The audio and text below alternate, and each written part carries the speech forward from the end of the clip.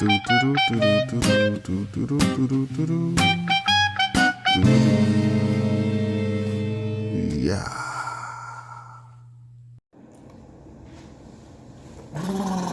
YouTube! What's up, baby? Back in this thing again for another review. This is Q's Insight. I am Callie, and today we're here to talk about a movie called Obsession. Alright? So for those who haven't seen this movie, please pause this video, go watch the movie, then come back and watch my review, because it's an opinion, but it's going to be a little bit spoilerish, like I said. If you guys seen the movie, then you guys are here for a reason. If you guys haven't seen the movie, you don't care about things being opinionated or spoiled for you, you're here for a reason. Alright? Now, you've been to this channel before, you already know how to do it. We started off with the premise. 3 favorite scenes. The grade. And then we go to the next one, right? So, again, it's going to be a review, spoiler review for the new movie that just came out called Obsession. Alright? So in this movie, it's pretty simple. We have pretty much the 4 main characters, Nikki, Bear, Ian, and Sarah. Okay? So, Bear is kind of the main character, if you will. Well, Bear and Nikki. But Bear has a crush on Nikki. Nikki happens to be, Nikki, Bear, and Ian and Sarah are all friends in a group. And they also have more friends, but mainly those 4 are like the close knit, right? So Bear really has a crush on Nikki and really wants to ask her to go out, but he just is scared to do so. He practices and everything like that, but he doesn't have the will to do it. And there are people like that in real life, you know what I'm saying, that just don't have the umph to step up to the girl that they really like and just, you know, to say how they feel, and, you know, things never come up, you know what I'm saying, because what you don't put out there can never happen, you know what I'm saying. So he's one of those type of people. And so basically a situation happens where I believe like Bear is really trying to get to the point where he can tell her how he feels before it gets too late, you know what I'm saying, before she finds someone else or just whatever it may be, right? And so in the midst of them going out one night and him trying to, after the night is over, it's Nikki, Bear, Ian, and Sarah, they all go out to drink or whatever it may be. After the night is over, Bear ends up taking Nikki back home, okay? So when he does take her back home, he tries to come up with the courage to tell her how he feels. It doesn't work. It just so happens that he ends up stopping by this, I guess you would say like witch store, whatever you want to say, because Nikki had this crystal necklace that she had dropped in a drain, and she wasn't going to be able to recover it. So he thought, you know, hey, I'm going to end up telling her how I feel. I can also have a gift with it, you know what I'm saying, double whammy. So he goes to the store to try to get her another crystal necklace, but ends up not getting one. Instead, he ends up getting this willow wishing stick, right? $6.99. It looks like a little hocus, fake little pocus toy, you know what I'm saying? But yeah. So anyways, he gets that. So that night when he tries to tell her how he feels and fails at doing it, even though she kind of was showing signs that possibly she did like him. Now, he couldn't do it, so when she walked away and she was going to go into the house, he ends up making a wish with the willow tree branch, wishing that she falls in love with him and loves him like no one else ever would.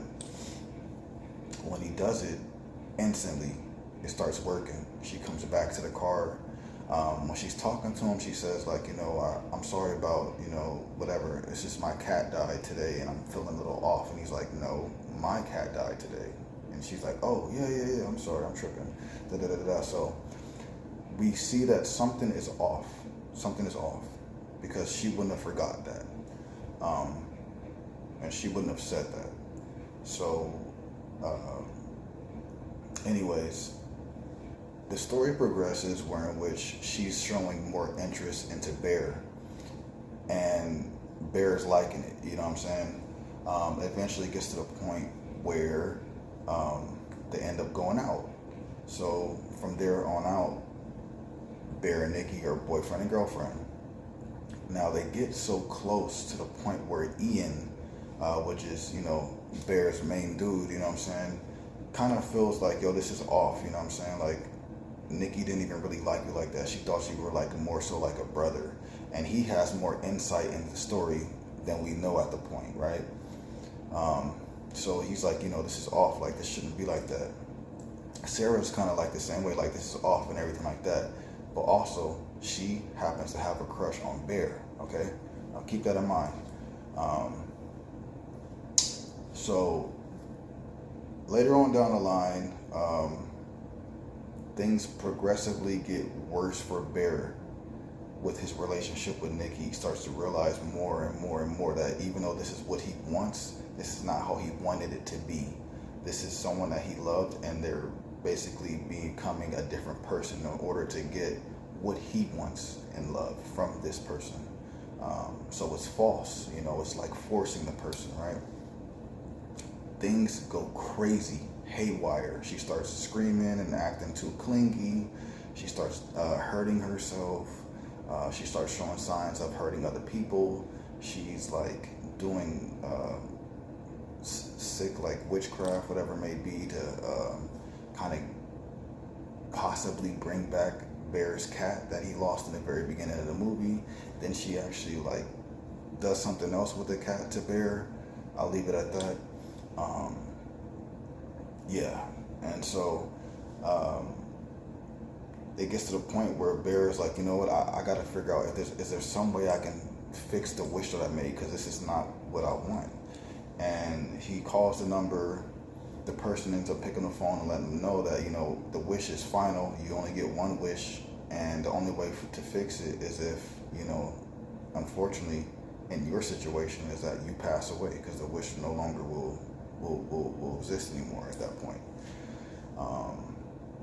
So, from there on out, it's kind of him battling of like, I finally got the love that I wanted. No, it's not the way that I wanted it to be. Everybody else can see that it's crazy, but I still got it, and, in the midst of all this, he's seeing that the real Nikki is still somewhere deep inside. She ends up sending little messages to him throughout the movie, letting him know that she is not in control and she doesn't like this, and she like wants to be freed. She really wants to be offed, honestly, to get free. So, that has to be a bad situation if you're willing to take that route. So anyways, towards the end of the movie, a decision is made. Well, two decisions are made if you pay attention, all right? And from there, things kind of wind down, but at the same time, we don't know where it goes. It might ramp up, right? So that's all I'm gonna do for the movie. I'm not gonna spoil like every single detail, but if you guys seen the movie, like I said, you will follow along. And then if you haven't seen the movie, once you do and come back, you will definitely be able to follow along with what I said. So that's the premise of the movie. Like I said, 3 of my favorite scenes. This will be spoilerish. This may be out of order, but these are 3 of my favorite scenes. The scene where Nikki runs toward the car while Bear and Sarah are talking, and she destroys Sarah, her face. That was crazy. I did not expect it. It was crazy. That's my first favorite scene. Second favorite scene will have to be when Bear goes to work and Nikki stays at his house, and she's just standing in that one spot with that creepy smile. Bruh, that was scary. She stood there, she peed, she bled on herself, whatever it may be, and then he comes back home and she's just still in the same spot, kind of like how a dog would be, you know what I'm saying? That was freaking crazy.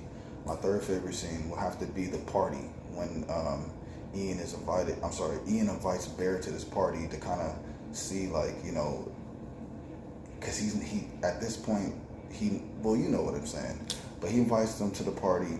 Nikki gets there with Bear, and Nikki is just acting weird, and certain things happen to push her to act even more weird. And that scene was just crazy. Like by the end of it, she's like hurting herself with a bottle and things like that, bro. So it was just crazy, and that's just like out in public, you know what I'm saying? So it's crazy. But that'll be three of my favorite scenes. The grave for this movie, bro. I haven't really seen anything that this director or producer made or whatever he may be. This is my first time, first dive into his realm. This was freaking crazy. I'm hearing that he might be taking reins for other movies. So I'm happy about that because this movie was crazy. The grade for this, bro, I don't even think I want it any more, any less. The only thing I could want more is another, you know, like another sequel or something like that, you know what I'm saying? But yeah, the grade for this is going to be a 9.5 out of 10, a 9.5 out of 10. So definitely above average. If you guys want to go see a good horror slash love movie slash even comedy, go check this out right now in theaters. It's worth your time. I promise you. You will enjoy it. You will enjoy it. I swear. I swear. It might be a little disturbing. There are certain aspects to the story that once you understand everything, that you think about stuff, it could really be disturbing. But the movie was just great itself. So I'm gonna give it a 9.5 out of 10. If you guys saw the movie, let me know what were some of your favorite scenes. What did you guys think about the movie? What is the grade you give to the movie? Would you want to see a sequel? You know what I'm saying? Just let me know what you guys thought about it in the comments down below. Please remember to like, subscribe, and share. Hype up the video.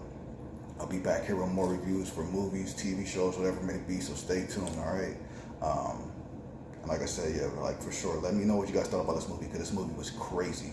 All right, until next time.